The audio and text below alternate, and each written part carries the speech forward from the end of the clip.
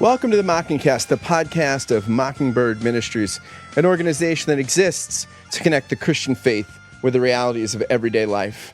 As always, I'm Scott Jones, your host, and we come to you every Friday to discuss, among other things, the contents of our weekly wrap-up post, Another Week Ends, which is sort of our Christian, cosmopolitan, grace-infused guide to the contents of the interwebs for the week. In just a moment, I'll be joined by Ethan Richardson, sitting in for David Zoll, and Sarah Condon to talk about Another Week Ends. But first, a conversation with a friend and colleague, Jeff Holsclaw, who has recently written a book on St. Augustine, Hegel, and the Self, and also is the co-host of the Theology on Mission podcast. So, with no further ado, I give you my conversation with Jeff Holsclaw.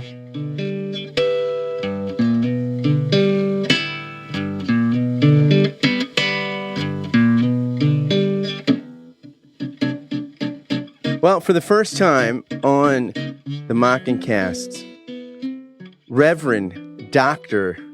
Jeff Holsclaw of Northern Seminary of Life on the Vine Church and author of a new book on Augustine and Hegel. Yep. Who everybody learned about in their undergraduate Western Intellectual Survey course. Now, full disclosure, Jeff and I are friends. We've been friends for a while, and we also are both started off in podcasting about a similar time, right? Yeah, about last summer. And your podcast is Theology on Mission. Co-hosted with Dave Fitch. Yes, Dave Fitch, who's a neo-Anabaptist and talks a little like Jack Nicholson. He looks like Jack Nicholson. He looks and talks like Nicholson. So, Jeff, I want to talk about something light today, something sort of on people's minds, but a light-hearted topic. What's the nature of freedom, and what does your book tell us about freedom? Oh, good. Yeah, we're going to take that easy topic. I was glad you didn't ask me something like, what's the nature of beauty or the good or something like that. We know that, but nature of beauty, just go on Instagram and hashtag. you can find, you can see the nature of beauty. That's right. And the goodness is found on Pinterest. For sure. Absolutely. What's the book title, by the way? So the book title that just came out a couple weeks ago it's called Transcending Subjects on Augustine, Hegel, and Theology.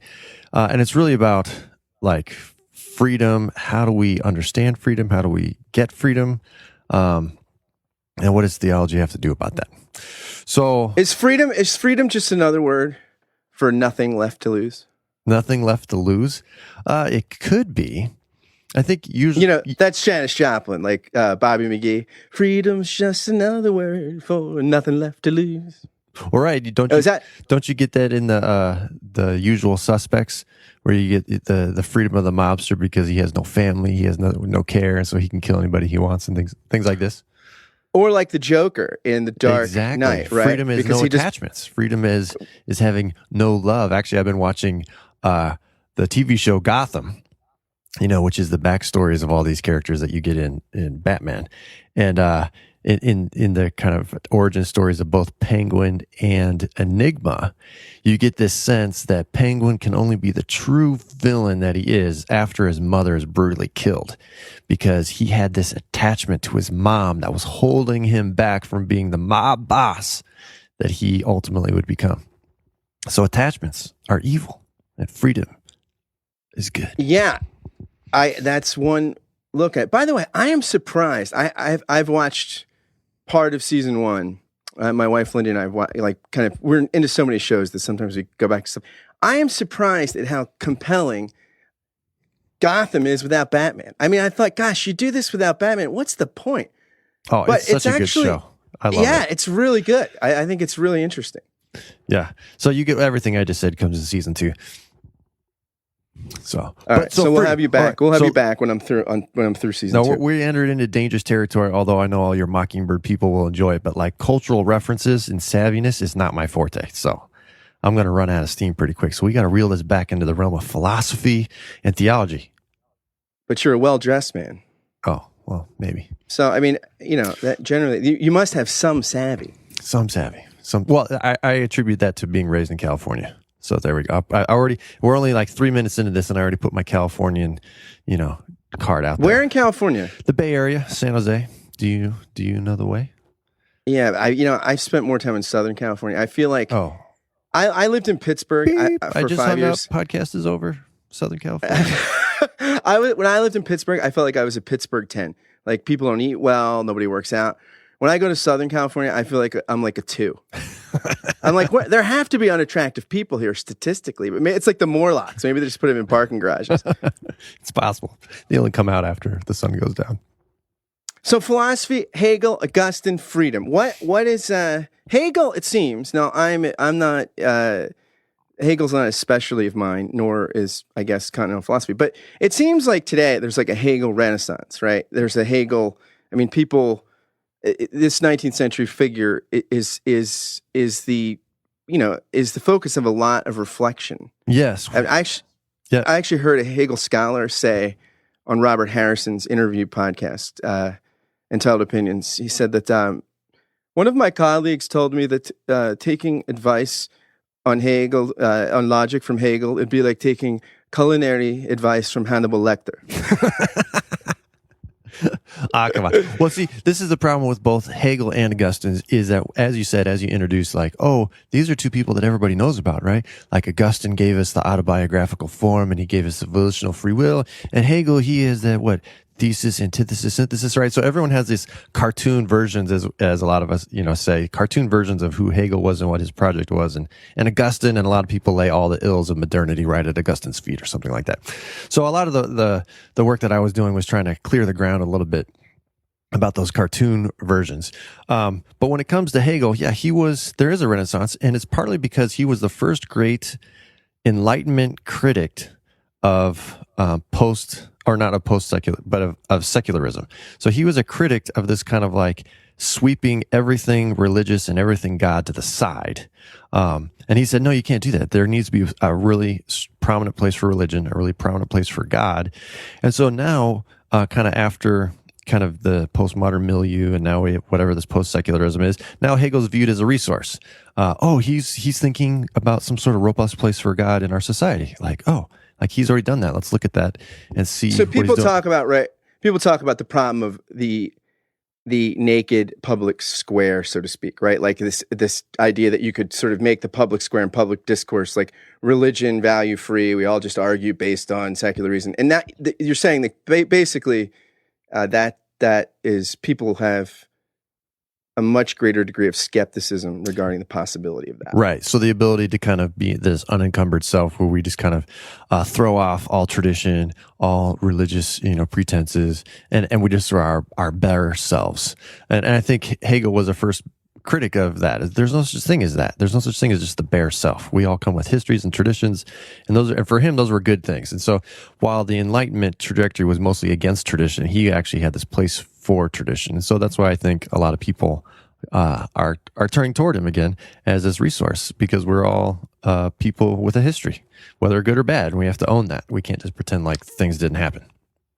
Tradition. Yeah, there we go. Fiddler on the Roof. Well, so back to the question of freedom is I think a lot of times we view freedom as the ability to choose whatever we want. Right. So there's this volitional aspect, like I'm choosing, and there's this desire aspect, what I want.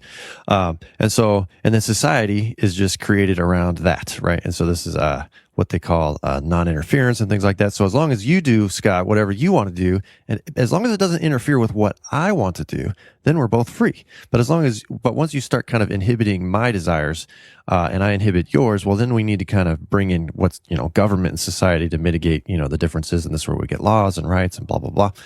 And the only difference between like Republicans and Democrats is just how much power the government should have to mitigate between our freedoms. Right. So Hegel comes in and says, that's not a very great understanding of freedom. We need a much more lofty understanding of freedom, maybe of striving toward the good or something like that. And so he tries to complicate kind of the easy Hobbesian kind of understanding of freedoms. But at the end of the day, I think he does not accomplish what he hopes to. And I think he kind of just mirrors a lot of the bad aspects of our contemporary culture. So that's my quick version of Hegel. So you're saying Hegel sets out on a good project, but in your estimation, he really doesn't move the ball far enough down the field to change the game.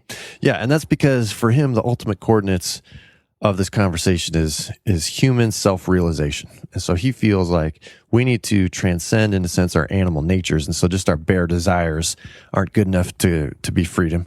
But he also doesn't want God to be too involved because he feels like that's an alien law that'll come upon us. And so he really just wants humanity to, in a sense, figure it out and transcend its own limitations according to its own resources. And at the end of the day, I say all you get is one of two things. You either get some sort of communitarian control through social norms or something like that, is that the community is always right and you just have to follow and obey.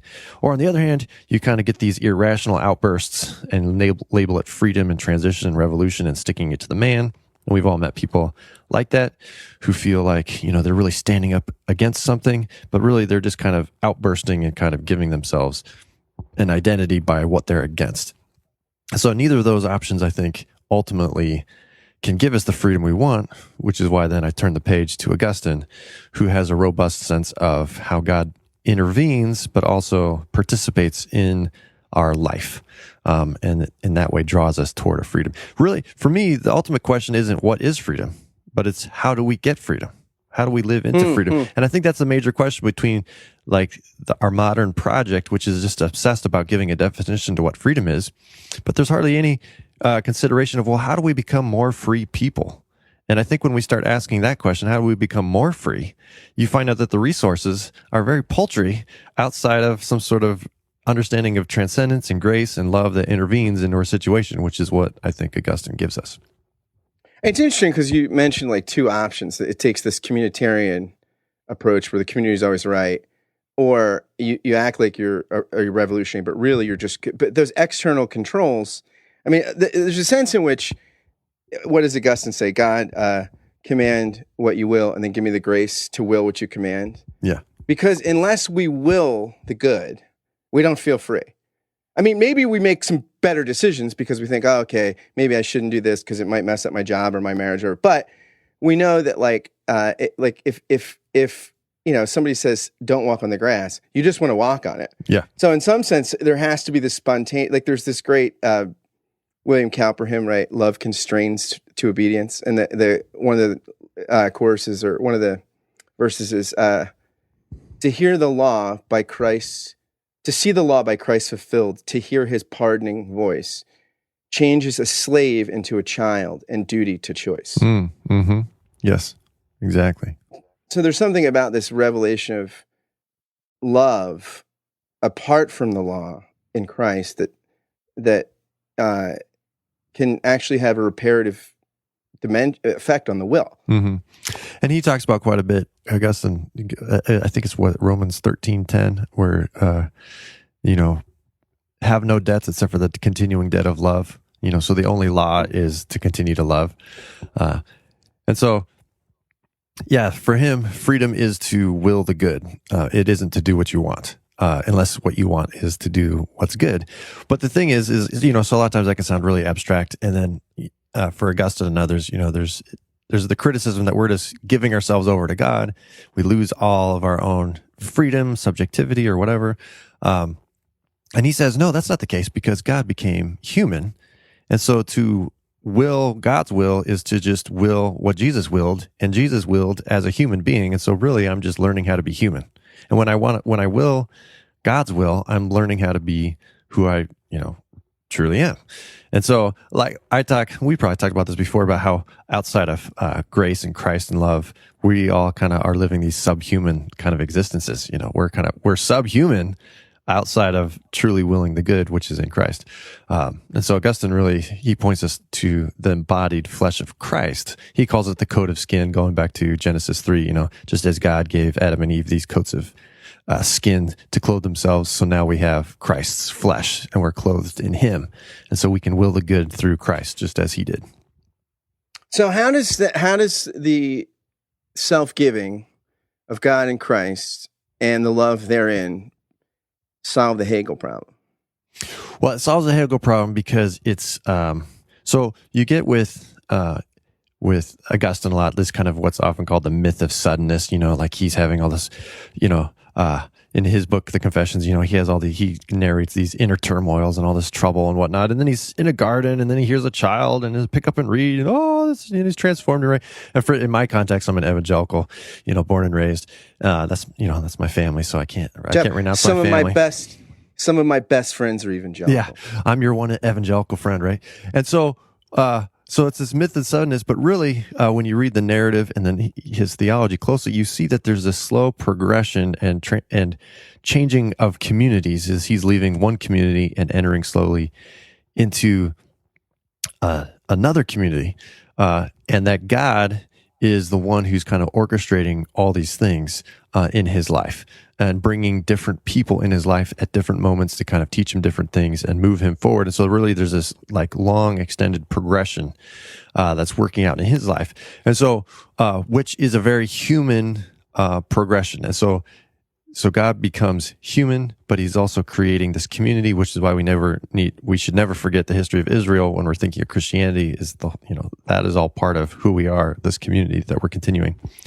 And so God comes in among us and with us as grace and intervenes, and he solves this Hegel problem because, as I said, Hegel doesn't have the resources because he's only looking at humanity as we are without kind of any extra input. And so it's really like a dying system, right? It's an enclosed greenhouse that has closed the shutters and there's no more sun coming in, and it's eventually going to die.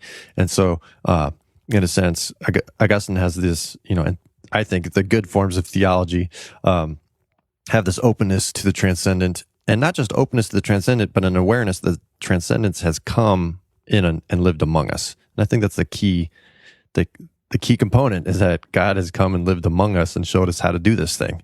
And so that's how we can break out and move from an unfree to a more free place because God is walking with us to do that. So Augustine has this great line. He says, Jesus is God and man. As God, he shows us the goal where we're going, but as man, he walks the way. He is the way. And so he's the goal, but he's also the way. And so a lot of times Hegel or others can have the goal, but they have no idea how to get there. This is actually Augustine's complaint against all the Platonists and blah, blah, blah for those philosophers. He says they have the goal, but they don't know the way. And Jesus is the way. And he's not the way who's different than us, but he's one of us. He's a brother. Yeah, there's a scene in the political drama The West Wing where the chief of staff, who's a recovering alcoholic and has had some tough life experiences, is talking to the deputy chief who was a gunshot victim and was having trauma response. And he gets him some help. And at the end of the episode, the chief of staff tells his deputy a story. He's like, look, there's a story of a guy falls in a hole. And the guy sees a priest walk by and says, Father, can you help me? So the priest writes a prayer and throws it down in the hole. And a couple hours later, a physician comes by and he says, Doctor, can you help me? I'm caught in this hole. And the physician writes a prescription and throws it down the hole. So a couple hours later, a friend of his comes by and he says, can you help me, buddy? I'm in this hole. And the friend jumps in the hole. He says, what are you doing? Now we're both here. He's like, yeah, but I've been in the hole before and I know the way out. Nice. And there's something about and it's a very moving scene because then the guy says, as long as I have a job, you have a job. And it's a very moving, but yeah, I mean, this sounds like it's a beautiful picture of the incarnation. It's not enough to sort of write prescriptions or something and throw them down, but there needs to be a sort of indwelling for us and with us. Yeah. And I think it really is, part of my whole, project as a pastor and a theologian is to kind of bring in the God with us into every aspect of theology and pastoral life. Is God's really with us, and I think but Hegel and a lot of contemporary forms of theology really kind of negate that radical aspect of the incarnation, that God is really with us. Like I think you had Mandy Smith on a couple weeks ago, and this kind of sense of shame and vulnerability, and God says that to us. He's like, I'm with you in this. I know what it's like. I've been here, and like you said, I know the way out. So let's go. And I think that's really important pastorally to be able to give people that sense of God's really with you here. I'm with you here as a person. I've learned how to be with you here, suffering person, because Christ has been with me. And so, and I think that is the road to true freedom. Because I see we all know people who just want to be themselves and they want to be authentic. And you look at them and you're like, who are you talking about? You've just adopted a self that you've seen in commercials and movies and radio and podcasts like this, or the songs you listen to. Like, you don't even know who you were trying to be. And so they're in this attempt to be free. There's just a continual enslavement to all these different narratives that we're given. So can we, give people this true freedom, the freedom of the gospel of grace, however you want to talk about it. So that's kind of my passion here. Sorry. Do you think people out there really find identities from podcasts like ours and try to emulate identity? Because if we so, can only hope. If so, that's really flattering. I'm like, whoa! I hope, even though it's idolatrous and going nowhere, at least it's flattering. I mean, if somebody were please send your reviews to iTunes and tell us how much you've modeled your life on ours. This is Theology on Mission or the Mockingbird podcast. Absolutely, please go there now. You can press pause. Yeah, press pause and write your review. This will really help the false identities and false selves that Scott and I are perpetuating right now. Jeff, why, just one last question. Why, you're a guy that's got a foot in the academy, as they say, the seminary context, higher education, but you're also a working pastor. Two high-powered and lucrative professions, I might add. Exactly. I mean, your retirement prospects are probably fabulous. But I wonder why are those worlds so disconnected so often? Well, I think... I really envy the Anglicans. I feel like the Anglicans are the ones, I don't know about the Episcopals and, and others, but, they've really managed to keep, I think, the pastorates and professors of the church and the academy together. So I always look fondly toward them. But I think in my context, the evangelical context, there's a lot of historical reasons, a lot of just pragmatic, reasons that these two kind of, what should be close, brothers have kind of gone different ways. And so I think, which I really regret and lament. And I feel like Northern Seminary, I've been a good friend and pastor and a co-author even with Dave Fitch.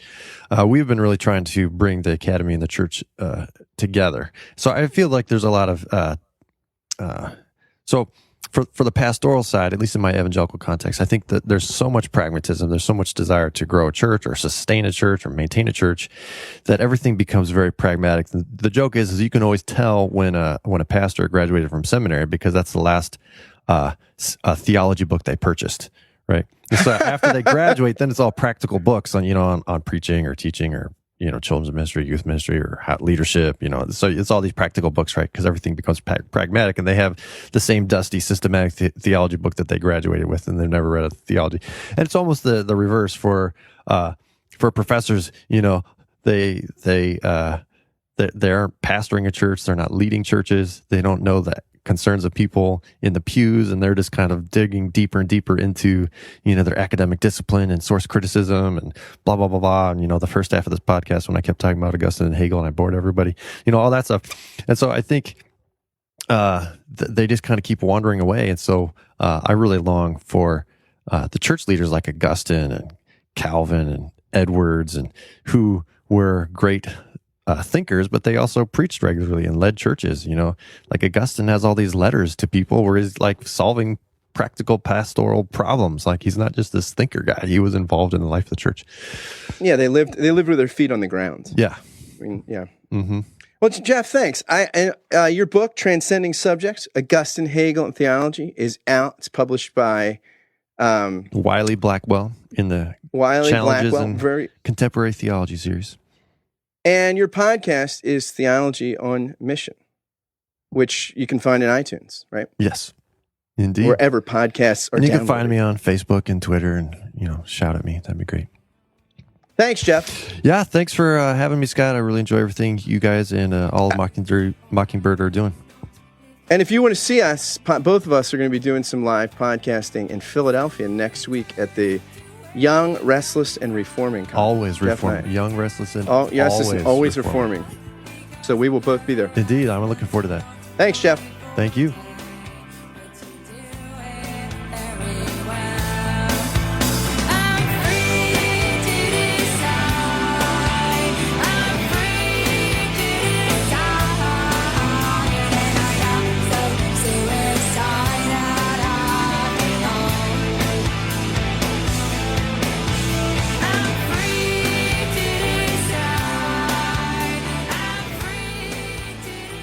Back on the Mockingcast, Sarah Condon from Texas. Hey. And Ethan Richardson is at the home headquarters in Virginia. Yeah, buddy. How's everybody doing? I'm doing fabulously well, actually. Wow. I'm a morning person, so we're recording this in the morning. I've been up since I'm turning into one of those old people that tells you what time they woke up. I woke up, around 5 o'clock and got my day going. So I feel lovely. Awesome. I'm good. We're good. I'm a little sleepy. Everything is. Are you? Yeah.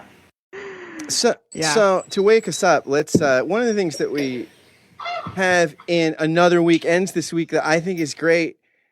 There's the Prince Think Piece Generator. So you give meaning to your feelings with the Prince Think Piece Generator. And for instance, I'll use it right now. I click on the link and I get Prince, Hall & Oates, and the Spirituality of the Upper Midwest.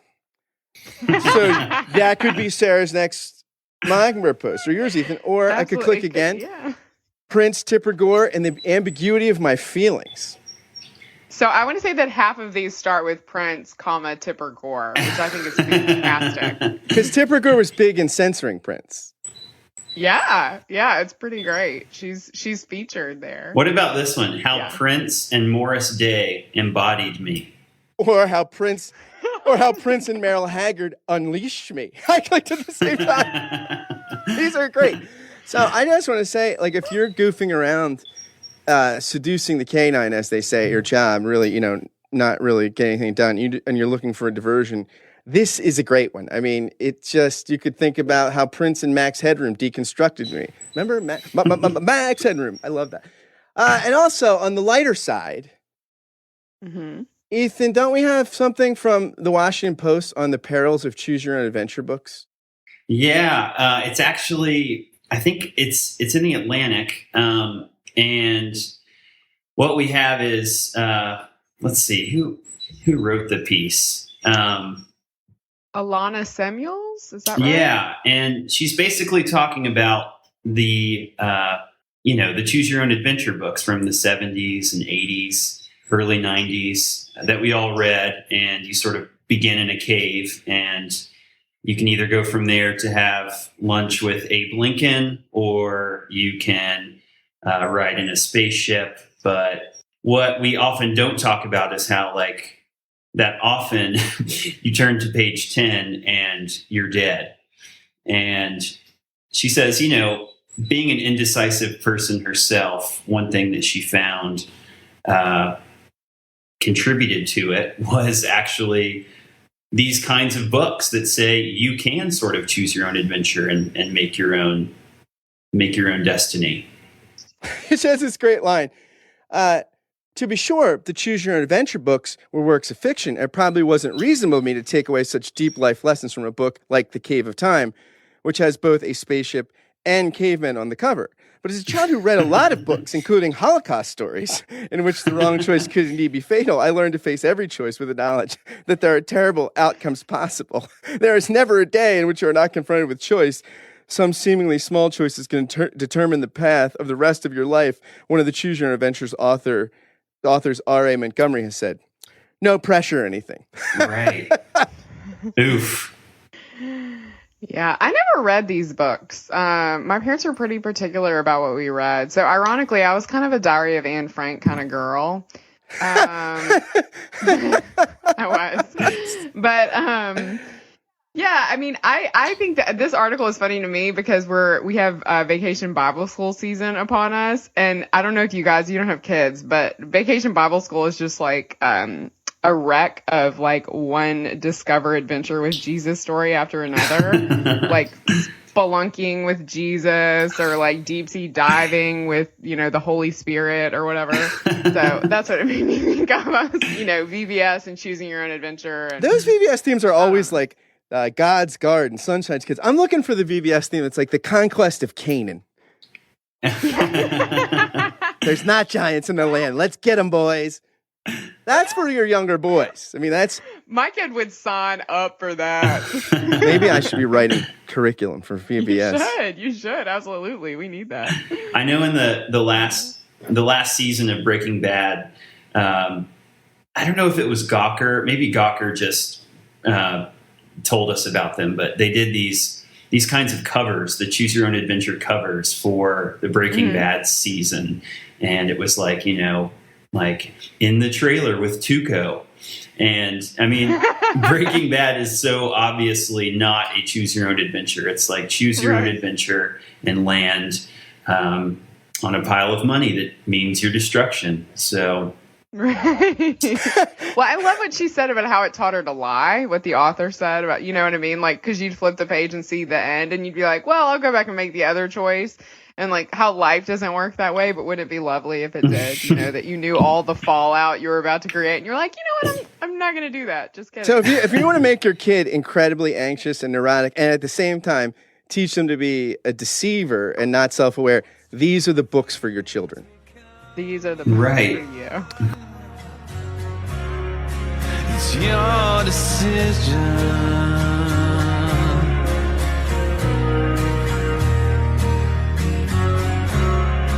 It's your decision.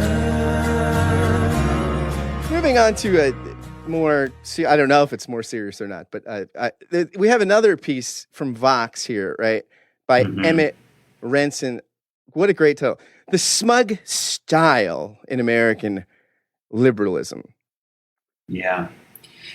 So, I mean, I sort of, it's kind of the same word as snobbery. I mean, it's kind of just this general attitude of contempt that she's talking about that comes from the left, and how the left views the right, and how that sort of makes up most of the way that conversation happens from the left's point of view. And I mean, it's so true. And it's also true that it's really, there's a charm to it, right? I mean, having this kind of smugness makes you feel like you are an elite, you know, that you sort of stand above the, what does she call them? Rubes. And it does sort of lend you this privilege to be able to speak about something as if they just don't get it, you know, they just don't know the truth.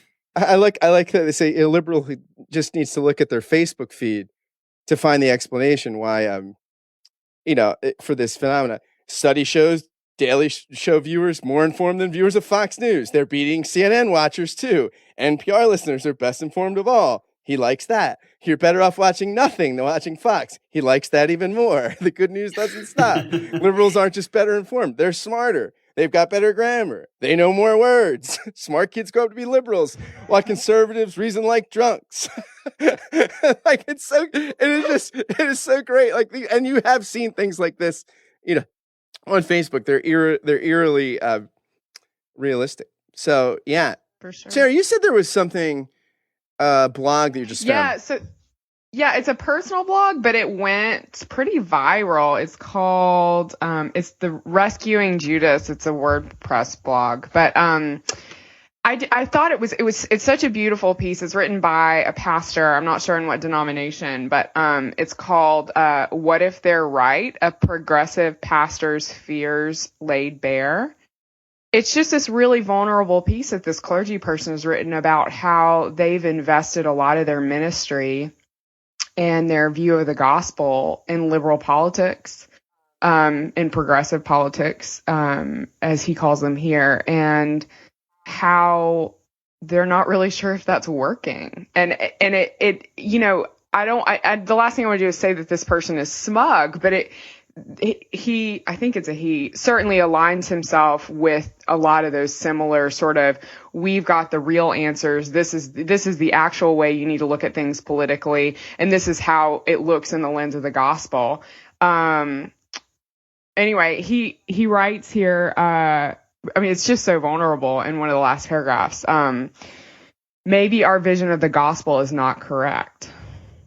I mean, it's tough when these kinds of, we've definitely got the market cornered on answers, attitudes, creep into our theology. I mean, I had a professor in seminary, and it just rocked the whole class, who said, like, if your politics 100% line up with your theology, then you need to start asking yourself some tough questions. So anyway, made me think of that.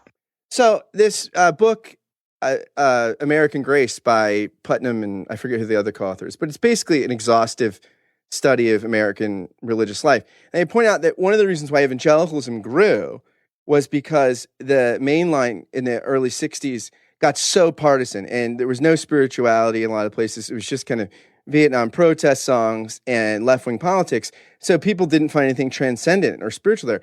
So then the evangelicals went the opposite way and grew, but then quickly, the moral majority movement and stuff around like 1979, 1980, this swings the evangelical church to be the mirror image of the mainline church people left. So now people are leaving the evangelical churches, especially like millennials, because they're finding it too politically polarizing. It's not transcendent. It's all just cultural politics. So it's funny that like you see this trend in all wings of the American church.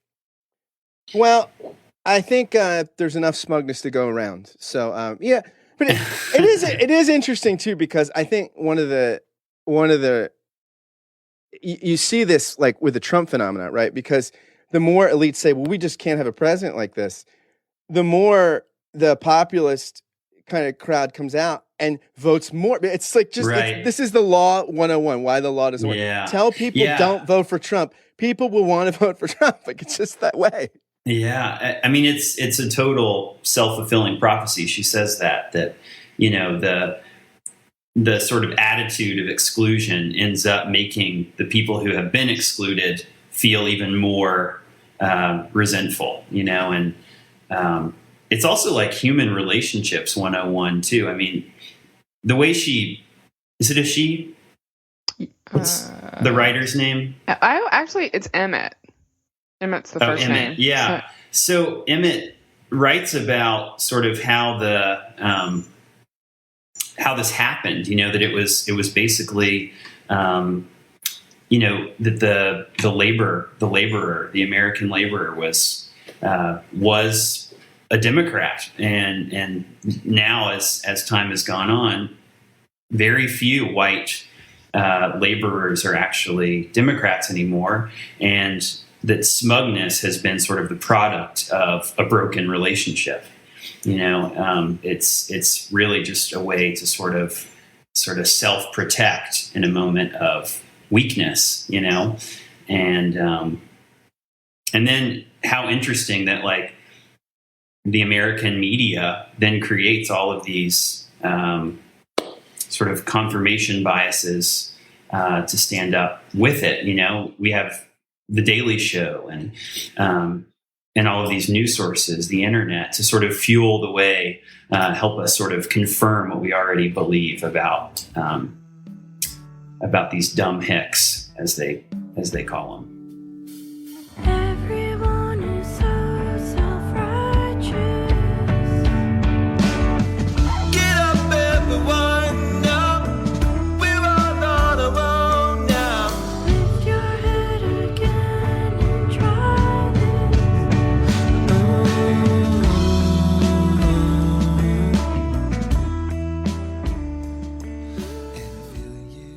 There's two pieces this week that in another weekends that I just found incredibly moving. One was from the Dallas Morning News. This is a Texas area story, Sarah. Yay! About a good one for Texas.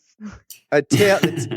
So, Ethan, this is the tale of Johnny Manziel is no longer one of sports, but of being human. Yeah. There's been a few. There's been a few pieces on Johnny Manziel. The New York Times did one this week too, almost about sort of how the system has done him in, as he's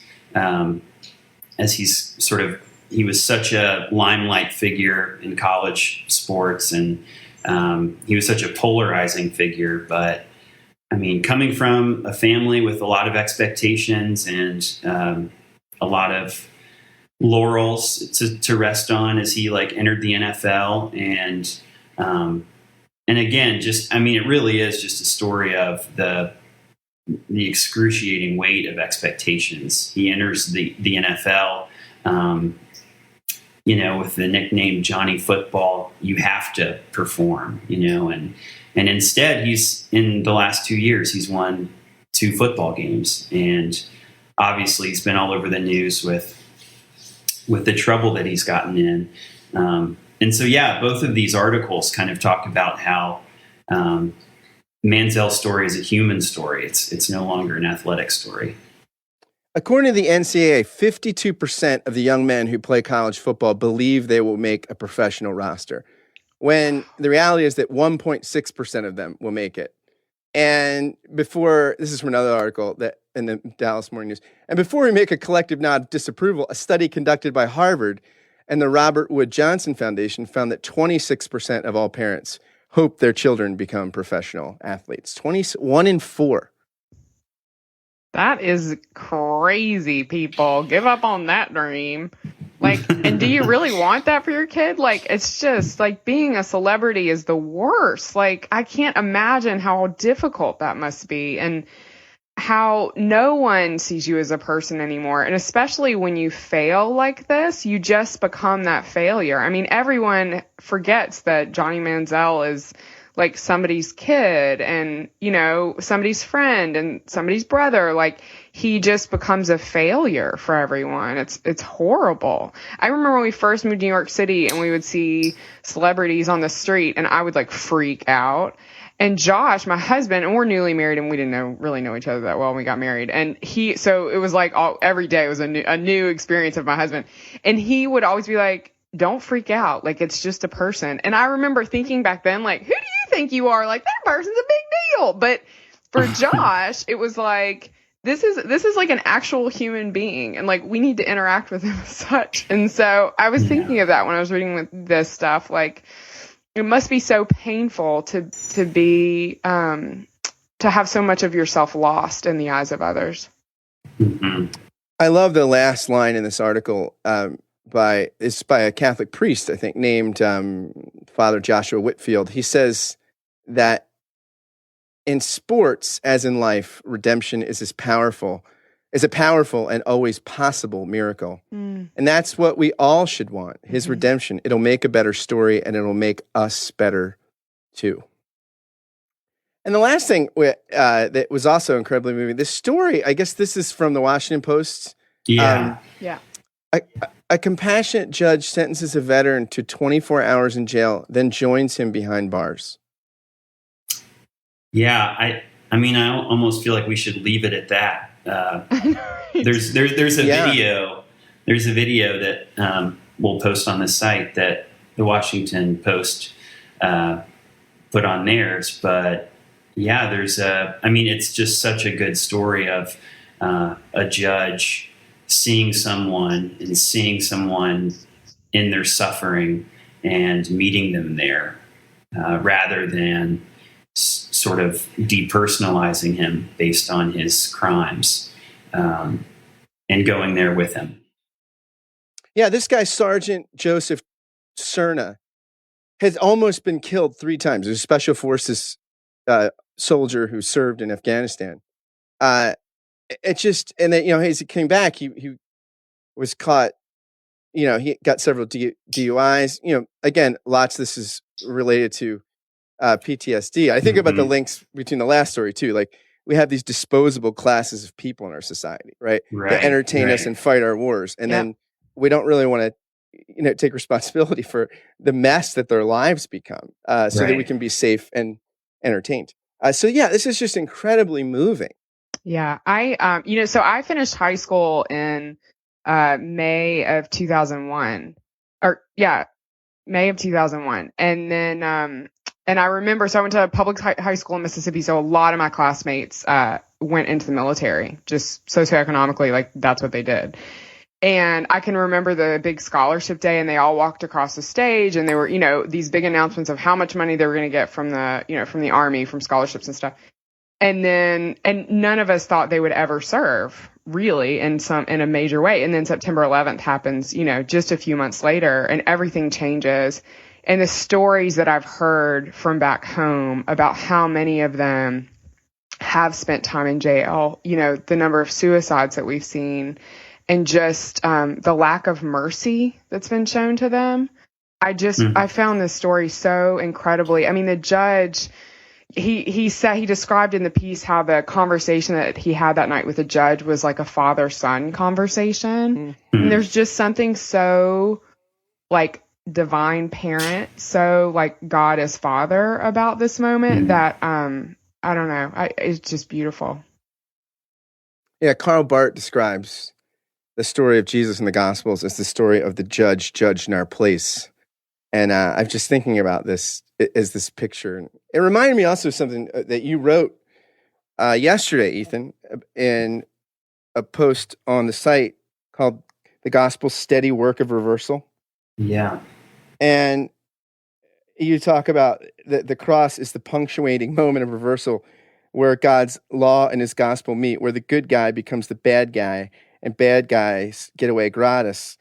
You say this is easy to theorize or read from the Bible, but the beautiful thing about a living Christ is that these cruciform moments of reversal happen today in our own very personal ways.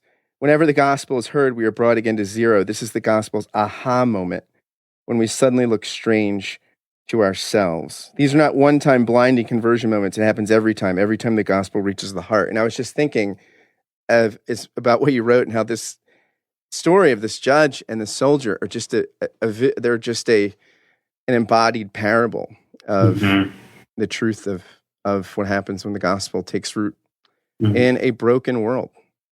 Yeah. May it be true in our lives. Thanks, both of you, for being with me yet again, and I hope you both have a great weekend. Thanks for listening to the Mockingcast. As always, you can find any of the content we referenced on our website, mbird.com. And if you like what you heard, please drop by iTunes and give us a rating and a review, or send us an email at info@mbird.com. We love mail. And by all means, have a great weekend. See you next week.